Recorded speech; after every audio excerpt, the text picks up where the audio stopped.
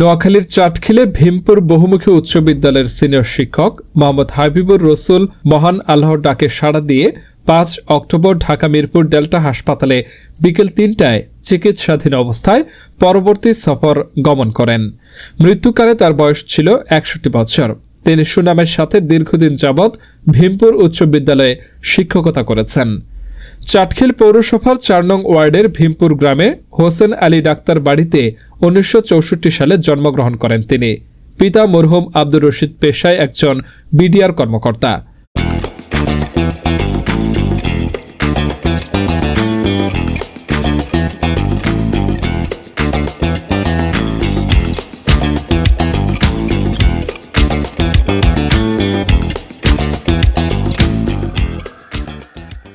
’৯৮১ সালে এসএসসি, ১৯৮৩ সালে এইচএসসি, ১৯৯১ সালে স্নাতক, ১৯৯৩ সালে বিএড এবং ১৯৯৫ সালে স্নাতকোত্তর পাশ করেন।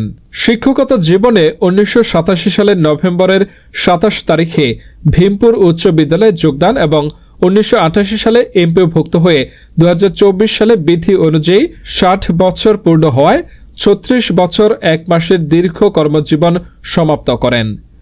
শিক্ষকতা জীবনে দায়িত্ব সচেতন, কঠোর পরিশ্রমী এবং শিক্ষার্থীদের পাঠদানের ক্ষেত্রে ছিলেন অত্যন্ত আন্তরিক ও বিনয়ী। বিদ্যালয়ের অফিসিয়াল প্রায় সকল কাজে তিনি অভিজ্ঞ এবং খুবই পারদর্শী ছিলেন। এমন গুণী, নিরলস এবং ঠান্ডা মাথার কাজপ্রেমী আর হয়তো দেখতে পাবে না এই সমাজের মানুষ। চিরসত্য মৃত্যুর ছায়াতলে ৫ অক্টোবর পরবর্তী জগতে পাড়ি জমান এই প্রিয় শিক্ষক।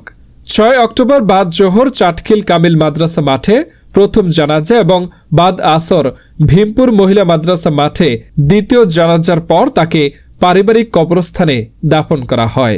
এমন মহৎ ব্যক্তির মৃত্যুর শোক জানিয়েছেন চাটখিলের সকল শ্রেণী পেশার মানুষ।